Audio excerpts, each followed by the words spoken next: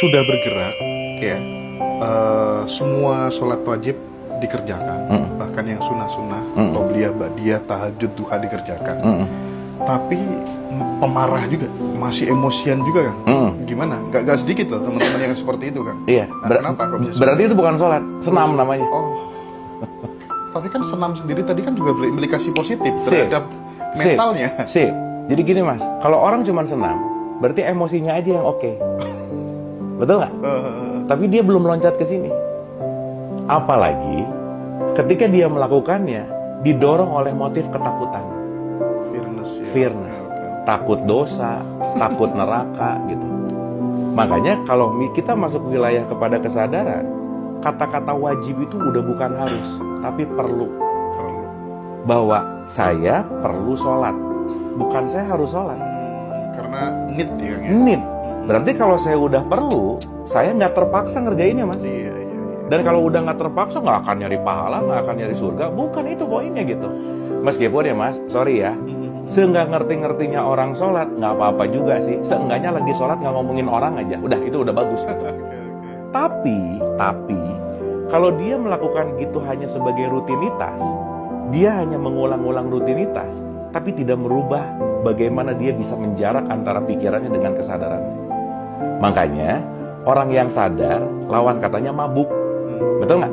Makanya janganlah sholat dalam keadaan mabuk gitu loh mas. Contoh nih, begitu openingnya aja, nggak usah jauh-jauh mas. Sebelum sholat itu ada persiapan. Ingat tadi ya, yang membuat jiwa kita bergejolak itu panca indera. Berarti panca inderanya harus dicek dulu nggak? Iya. Makanya dicek waktu wudhu. Kamu dengar apa sih dari subuh ke zuhur? Kamu lihat apa? Kamu mikir apa? Kamu nanda tangan apa? Dan seterusnya gitu. Itu dicek tuh semuanya. Makanya 50% khusyuknya sholat itu ada di wudhu. Kalau wudhunya nggak khusyuk, sholatnya susah untuk khusyuk gitu. Nah, maka ketika dia udah tahu bahwa panca indera ini nanti yang akan dalam tanda petik bahasanya ya, volumenya dikecilin, baru dia masuk ke khusyuk gitu. Makanya dia dimulai dengan iftitah dan seterusnya gitu intinya. Saya ada 2 poin aja.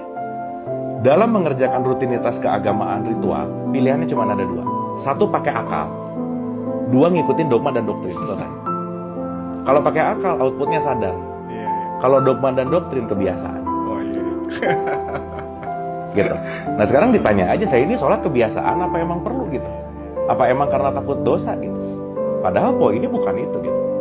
Sholat itu intinya, kamu perlu jeda sesaat deh dari kesibukan keseharian. Masa sih dari pagi mikirin cuan mulu gitu misalnya? Coba hold dulu sejenak untuk mundur dari pikiran yang ruwet supaya kamu comeback fresh gitu. Makanya diulang 5 kali mas. 5 kali ini tuh latihan sebenarnya. Nggak dapat di subuh, nanti di zuhur. Nggak dapat di zuhur, nanti di asar dan seterusnya. 5 nggak dapat, ada sunnah-sunnahnya. Tapi intinya apa? Latihan untuk menjarak antara aku dan emosiku, antara aku dan pikiranku, aku dan perasaan. Nah, jadi kunci utamanya ngerti dulu sholat itu apa. Karena sholat itu artinya terhubung gitu. Kira-kira gitu.